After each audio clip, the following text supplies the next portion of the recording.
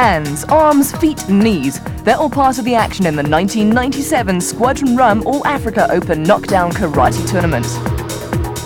Local and foreign athletes get together in Tygerberg for the opening ceremony, with many of the fighters and spectators wondering just who will be the champion at this tournament. A salute to the judges from the gladiators of the modern era, similar to that given by those of the past. And a salute back to the fighters from the director of the International Kyokushin Kaikan Karate Organization, Shokei Matsui.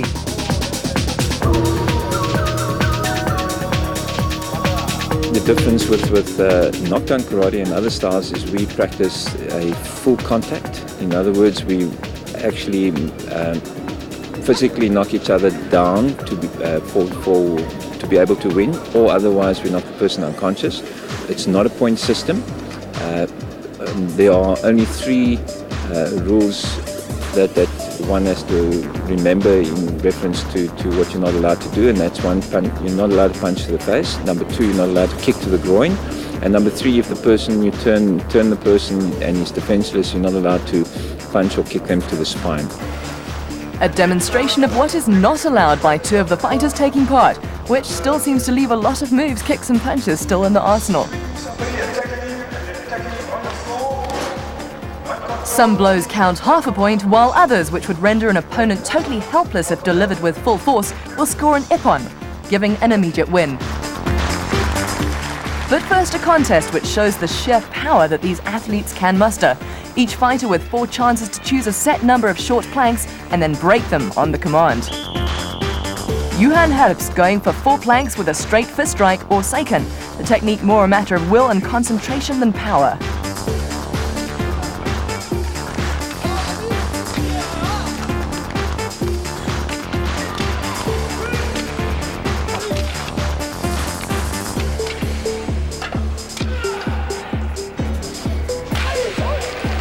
And on that strike, a good 10 to 12 centimeters of solid wood. Another South African in action, Simpiwe Dlulani, attempting 3 planks with a shuto or knife hand strike, which uses the edge of the hand. Again, concentration vital to success, and Dlulani making it look very easy in the end. The judges and VIP guests giving the fighters the applause they deserve as the action comes down to the final between Dlulani and Ali Ashraf of Iran. The two have level pegged all the way through the competition, while everybody else has gradually been knocked out. And after 4 tie-break heats, it's still all level. Both with the same number of boards to break, this time using the downward heel strike. And Ashraf goes clean through his, putting all the pressure now on Dlulani. And the South African does it so casually that most people thought he was still warming up. And that's where it ended, as the judges agreed that the two should now share first place, the All-Africa title and the prize in the Tamashawari competition.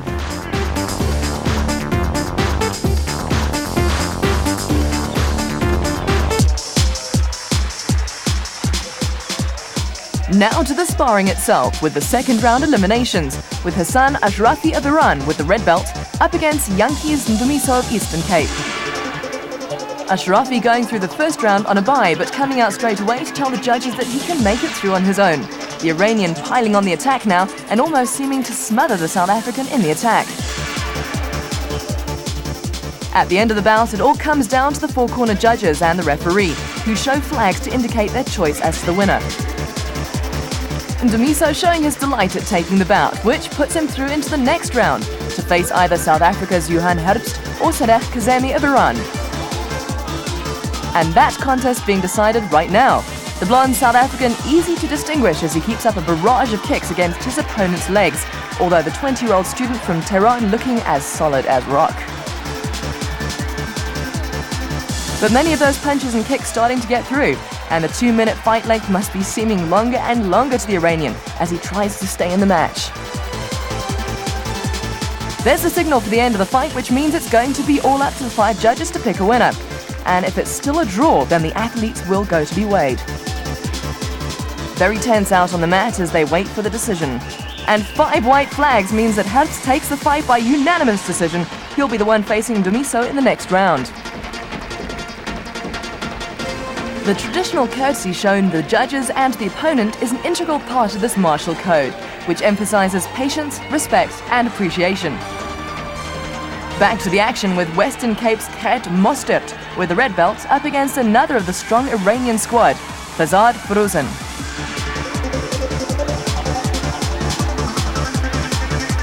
Mostert down and in all likelihood out as well, and that blow to the inside of the knee counting an ippon for the Iranian. The full point awarded also means automatic win, ensuring that Firouzan joins the ranks of fighters waiting for the start of the next round. There's the signal giving the win to the more experienced Iranian, who has twice taken first place in international tournaments in Tehran, having used the 10-year age gap over his opponent to great advantage. Moving on to the next fight, and 5-time South African heavyweight champion Ben Sidwaba in action this time, up against Sunny Simeon from the Seychelles in the red belt. An immediate back kick from the champion, and that's the end of it for Simeon, needing time to get over the blow, and all the judges awarding an ippon to Sidwaba.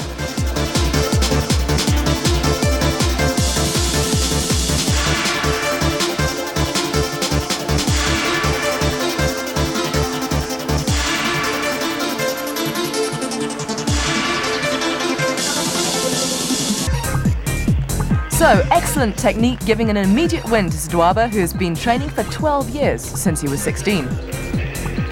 On to the next fight, and the Iranians in action once again, as Amir Javahirian takes on Kurt Basson of Western Cape.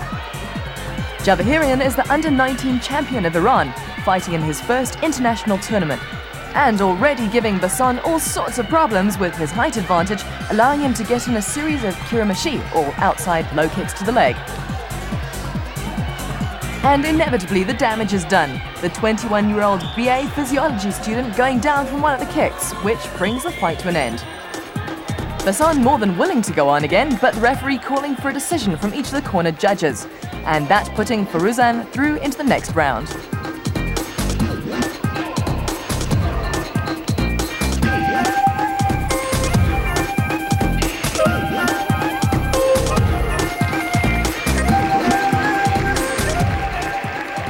So Firouzan gaining an ippon from all the judges after taking down the Western Cape fighter with a series of kicks to the side of the knee. On once again to the next fight, the fifth of the round 2 eliminations, this between Mohammad Shagaji of Iran, wearing the red sash, and South Africa's Simphiwe Dlulani. And this one of the best matchups of the contest so far. Shagaji, one of the best karateka in Iran, while Dlulani has been South African champion for 6 years in 2 different weight divisions.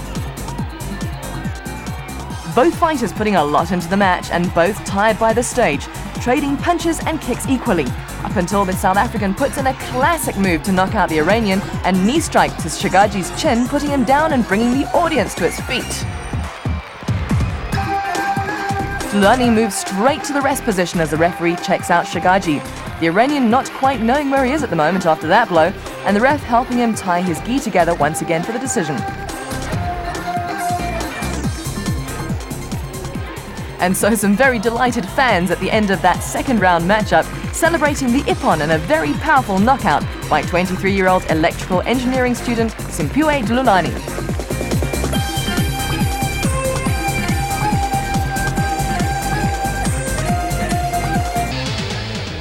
Back to the action and the tournament, at this stage turning into a contest between the South Africans and the Iranians.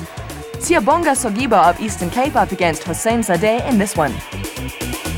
Zadeh very powerful, and the South African using good tactics to move around him and try to take him on at long distance. The foot strike getting through but not seeming to have much effect. Sogiba trying to move around and away while at the same time hit the same spot time and time again. Zadeh in turn trying to cut off the rest of the mat and corner him. The two trading punches in the corner, and Sogiba goes down hard after a fist strike to the stomach. The Iranian looking very composed as he goes back to his mark to wait for the referee's decision. 4 flags for red, and the referee concurs with the decision, which makes it unanimous for the very tough Zadeh, who now goes through to the quarterfinals.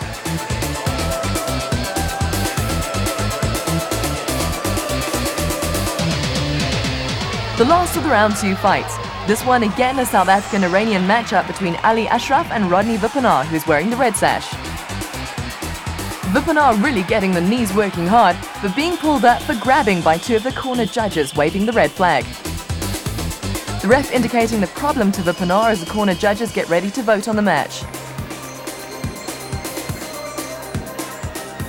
And when the flags go up, it's 1 to Vipanar, 1 to Ashraf, and 2 showing a draw. That means the fighters will now have to go to the scale, with the weight being the tiebreaker in a situation like this. If the difference is more than 10 kilograms, then the lighter contestant gets the win. And with Vipanar weighing 98 kilograms to Ashraf's 79, it's the Iranian who goes through into the final slot in the quarterfinals. The South African very disappointed at the result there.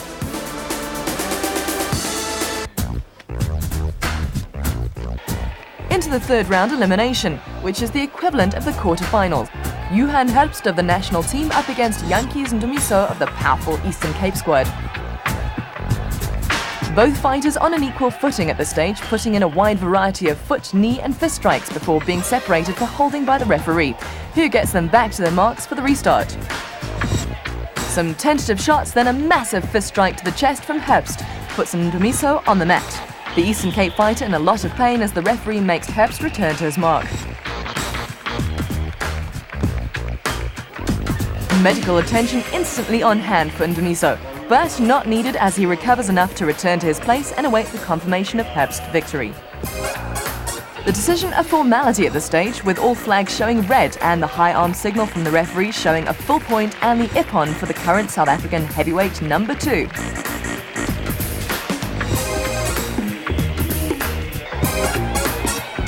Now to the current South African heavyweight champion, Ben Sidwaba, who takes on Iran's Fazard Forouzan in the second quarter-final match. Knee strikes, foot strikes, uppercut, hand strikes, all being used in this bout until the beanbag is thrown in to indicate the end of the 3 minutes allowed. That means it will go to the corner judges for the decision. Both men very tough and having put in a lot of work into this fight. Disappointment from the Iranian as he sees 3 red flags for Sidwaba, 1 for a draw and another from the referee for the South African. 4 out of 5 for Sidwaba against 1 draw is a very comprehensive win for the South African, who takes the first of the 4 slots in the semi-finals. The third of the quarter-final matches saw Amir Yavahirian of Iran up against Simpiwe Dlulani, a member of the South African team to the World Championships, and wearing the red belt in this fight. The foot strike the main weapon of choice at this stage before Yavahirian puts in 2 quick strikes to the face and a legal move. The fight is stopped so that the South African can recover and give the referee time to look him over for any possible injuries. But then it's restarted once again, with Dlulani looking to score quickly after a warning is given to the Iranian. Time for a quick flurry of punches from the local champion before the bell rings for the end of the fight, and the 2 fighters retire once more to wait for the verdict.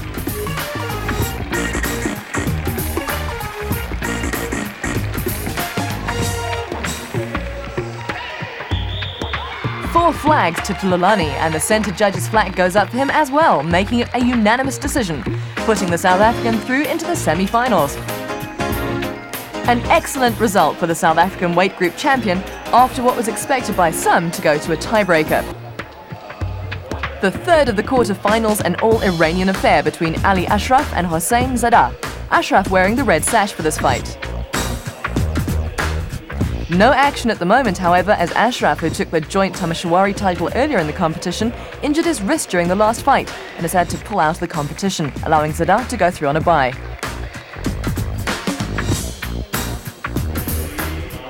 He had a bye in the first round as well, and that means he'll be fresh and ready when it comes to the semi-finals, having fought only twice as opposed to the 4 bouts the other semi-finalists have had to face. We spoke to the South Africans before the start of the semis. Ek is relatief gereed, ek is baie optimisties.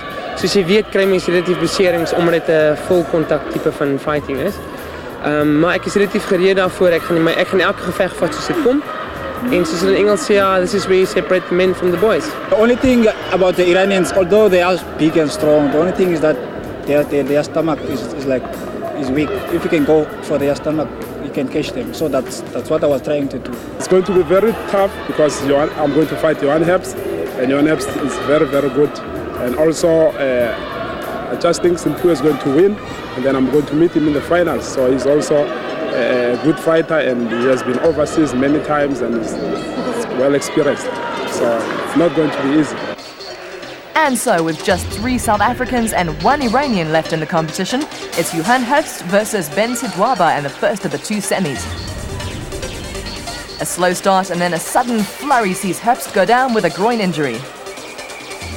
Sidwaba launched a side kick which Herbst moved into, and that will put him out of action for a while until he can recover. The seconds move on to the mat to help Herbst, the fight now postponed to give the injured fighter a breather before restarting the match. But that time is limited, and Herbst may not make it back in time to continue the fight, his seconds almost carrying him from the mat. And in the end, he couldn't make the time limit and had to withdraw from the competition. A sad end to what had been a great series of fights, putting Ben Sidwaba through into the final. On the other side of the card, Simphiwe Dlulani was now up against the Rock of Tehran in the shape of Hossein Zadeh. Dlulani also realizing that in order to win this one, he would have to keep out of reach of the solid Iranian fighter. Very wisely using his reach to stay out of trouble and using foot strikes time and time again to try and wear Zadeh down. Dlulani is building up the points. But then an attempt at a spinning reverse foot strike leaves him open for just a moment, Zadeh immediately taking advantage with a foot strike to the side of the knee, and Dlulani is down and out. That will give Zadeh the match and a quick route through to the final, all the corner judges and the centre judge raising the red flag to indicate the win. So it's down to the final, and still a straight contest between South Africa and Iran, with Ben Sidwaba having predicted it correctly and now up against Hossein Zadeh for the title. But while the finalists rest up for their bout, Kenny Eisenbuchart demonstrates the power of the sport with solid blocks of ice.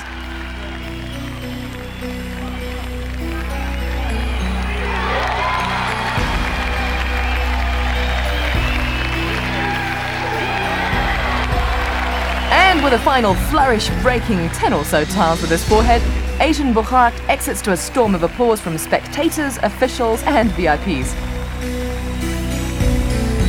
Which brings it all down to the final of the 1997 All-Africa Full Contact Tournament.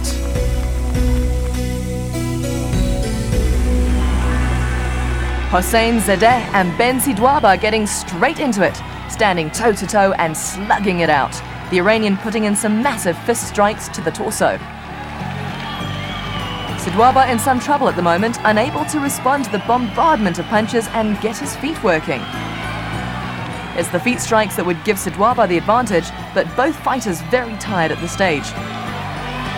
With 2 days of competition behind them and 90 other fighters already eliminated, the 2 buys gained by the Iranian very definitely working to his advantage, able to keep Sidwaba off balance and keep him within range of the constant fist strikes that are blowing through his defenses. Just seconds left in the match, and Zadeh controlling the bout completely now. Sidwaba trying the Uchi Garamashi or low kick to the legs, but unable to get the power behind it that is really needed. Both fighters still standing at the end of the match, Sidwaba having won the earlier part before Zadeh took over in the later stages. And it's the red flags that go up from the corner judges, all of them giving the fight to the Iranian. So it's Hossein Zadeh who takes the match and the All-African title for 1997. The short, stocky fighter proving overwhelming in his slow but steady advance on his opponents, landing those huge fist strikes without concern for blows landing on him. A deserving champion and rightfully delighted with his win, although seeming to only grasp that he's the new champion after a few moments. Then it's to the officials' table for the receiving of the awards from the director of the organization, Shokei Matsui. A great tournament and a great new champion.